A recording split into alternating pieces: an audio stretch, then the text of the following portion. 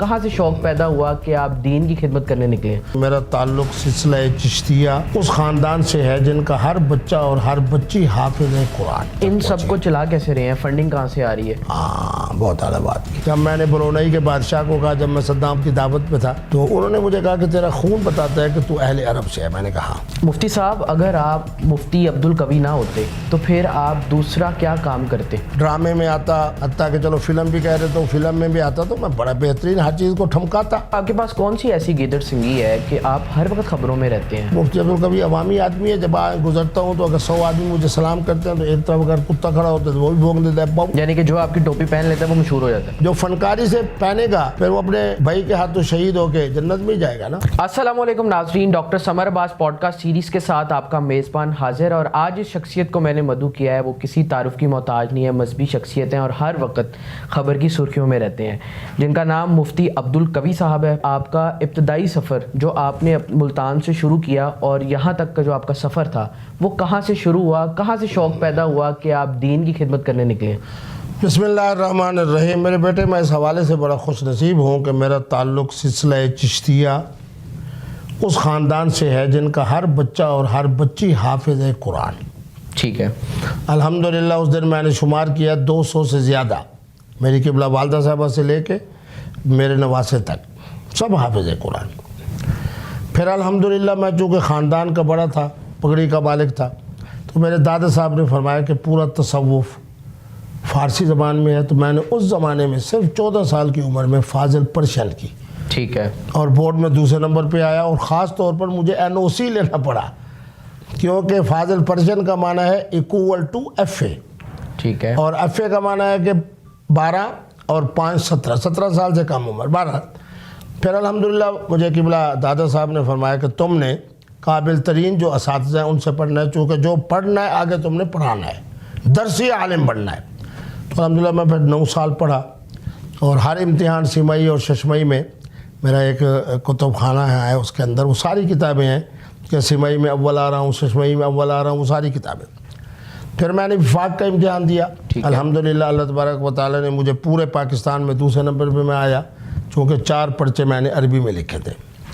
پھر اس کے بعد میرا مقدر بڑا اچھا تھا، میں نے میٹرک کی، FA کیا، اور اسی دوران قاضی کورس کا سلسلہ ہوا ضیاء الحق صاحب کے زمانے میں۔ پھر میں فیصل آباد میں رہا، پھر مدینہ یونیورسٹی میں رہا، وہاں سے قانون اور فقہ اسلامی کی سند میں نے لی۔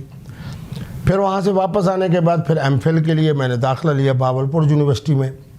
پھر اس کے بعد جامشورو یونیورسٹی سے میں نے کہا PhD کر لوں، لیکن اس زمانے میں وہ حالات کچھ ایسے تھے سیاسی سندھی اور غیر سندھی کے، تو پھر میں اس نتیجے تک نہ پہنچ سکا۔ ادھر سے پھر میں نے میٹرک کے بعد FA کے بعد BA کے بعد پھر MA۔ ٹھیک ہے۔ تو پھر اس کے بعد الحمدللہ جب میں مدینہ یونیورسٹی سے آیا تو میں نے وہاں ازہر کے علماء کو دیکھا، تو اس کے اندر پھر میرا ازہر سے بڑی عقیدت ہوئی۔ ٹھیک ہے۔ بہت دفعہ ازہر میں کیا، وہاں جناب مہینہ 1.5 مہینہ وہاں کے علماء سے پڑھا۔ پھر اسی کے اندر جو ہے وہ ایران عراق جنگ شروع ہو گئی، تو سن 82 سے لے کے 85 تک ہر سال میں صدام حسین کا مہمان بنا۔ ٹھیک ہے۔ پھر اس دوران محترم خمینی صاحب کا جشن اول ہوا، اس میں بھی میں موجود تھا۔ ٹھیک ہے۔ تو اس کے بعد پھر 84 85 سے لے کے 95 تک ایک جہاز پہ جا رہا ہوں، دوسرے پہ اتر رہا ہوں، ایک پہ جا رہا ہوں، تو دنیا کے 54 55 ممالک کا سفر کیا، الحمدللہ 5 بر اعظموں میں گیا۔ تو الحمدللہ میں نے یہ چیز محسوس کی کہ اس وقت مکھی پہ مکھی مارنے والا دور نہیں۔ اچھا۔ ہمارے اہل حدیث بھائی بھی کہتے ہیں کہ ہم مقلد نہیں ہیں، لیکن ایک مسئلہ مجھے بتائیں جس کے اندر انہوں نے امت کی رہنمائی کی ہو۔ اگر اتنی ٹانگیں کھولنی ہے، یہاں ہاتھ باندھنا ہے، یہ تو ساری باتیں کتابیں میں لکھی پڑی ہیں 1400 سال سے۔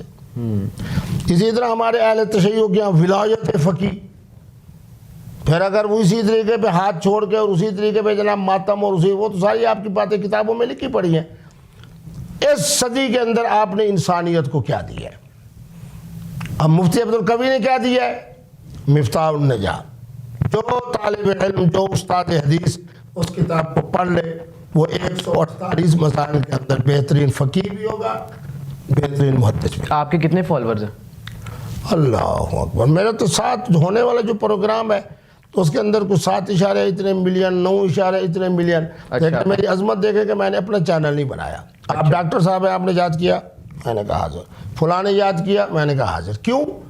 اس لیے کہ جب میرا مقصد ہی نوجوان نسل تک پیغام پہنچانا ہے اور آپ حضرات سے تعاون کرنا ہے، تو مجھے کیا ضرورت ہے کہ میں جناب اپنے رزق کے حلال سے وہ اسٹوڈیو بنواؤں، یہ کروں وہ کروں ڈھینگرا کروں، پھر میں اس کی شرعی حیثیت نہیں بتاتا، چونکہ ہمارے سارے مفتی، سارے انجینئر، سارے مبلغ اور دائی یہی کر رہے ہیں، تو میں سب کا احترام کرتا ہوں۔ پھر اس کے بعد یہ ہوا کہ الحمدللہ میں نے اسلامی عدالت انصاف، آج بھی میں روزانہ 3 4 5 کیس سنتا ہوں، اچھا، اسی پر برکت سے میرے 3 رسالے آئے، ہر مفتی کی میز پہ پڑھے، ان کا بنگالی میں بھی ترجمہ ہو گیا، پشتو میں بھی ہو گیا، فارسی میں بھی، کسی نے مجھے خوشخبری سنائی کہ ترکی میں بھی ہو گیا۔ کیفیات جن میں طلاق واقع نہیں ہوتی، آپ دانا آدمی ہے، ڈاکٹر ہے، جو کہتے ہیں جی اب تک آپ کی کتنی کتابیں ہیں؟ پہلے مفتاح النجاح آئی لیکن مغلقات، وہ 3 جلدوں میں ہے، اس سے پہلے کشف المعضلات آئی، وہ 1 جلد میں ہے، اس کے بعد جناب یہ رسالہ آیا کہ 3 طلاقوں والا کے کیفیات جن میں طلاق واقع نہیں ہوتی۔ پھر میرے ہاں بڑی مصیبت ہے کہ بچپن کا نکاح، 2 سال کی بچی، 3 سال کی بچی، 5 سال کی بچی، اس کا نکاح باپ دادا کر دیتے ہیں، اس پر میرا رسالہ ہے کہ بچپن کا نکاح۔ پھر میرا مدرسہ چونکہ علم میراث کا مرکز ہے، تو اس کے اندر میرا رسالہ جو بزرگوں کا تھا، ابیات علم میراث، ملتان۔ میرا جو مدرسہ ہے وہ 3 جگہوں پہ، ٹھیک ہے، اور خانقاہی مدرسہ ہے، ٹھیک ہے۔ ملتان کے اندر وہ پورا علاقہ میرے جد اعلیٰ کے نام پہ ہے، ملا قدیر آباد، ٹھیک ہے، اسی طرح جھنگ، ٹھیک ہے، اب 30 جمعہ ہے، میں جا رہا ہوں، ٹھیک ہے، وہاں جناب محلہ سلطان والا میں میرے حضرت کی چھوٹی مسجد ہے، اینٹ والی، بڑی مسجد 3 گنبدوں والی۔ ایک میرے حضرت کی بیت تھی ریاست بہاولپور خانپور، ٹھیک ہے، وہاں میرے حضرت کی یعنی 3 خانقاہیں ہیں جو مجھے امانتاً میرے بزرگوں کی طرف سے مستحق ان سب پہنچی۔ کو چلا کیسے رہے ہیں؟ فنڈنگ کہاں سے آ رہی ہے؟ ہاں، بہت اعلیٰ بات کی۔ میرے حضرت نے ایک پورے کھو کا نام رکھا تھا محلہ لنگر والا، اچھا، اسی کی انکم آتی ہے۔ ہائے ہائے، جب میں نے برونائی کے بادشاہ کو کہا، جب میں صدام کی دعوت پہ تھا، جب میں شافات کی دعوت پہ تھا، جب میں شافات کی دعوت پہ تھا تو شہی حج کر رہا تھا، ٹھیک ہے، تو ان کے ساتھ ان کے برونائی کے تھے وزیر، وہ بھی ساتھ تھے مفتی اعظم بھی، تو انہوں نے مجھے کہا کہ تیرا خون بتاتا ہے کہ تو اہل عرب سے ہے۔ میں نے کہا ہاں، میں حضرت شیخ عبد القادر جیلانی کی اولاد سے ہوں، اور ہم مدینہ شریف اور پھر حلب اور پھر اس طرح بغداد شریف۔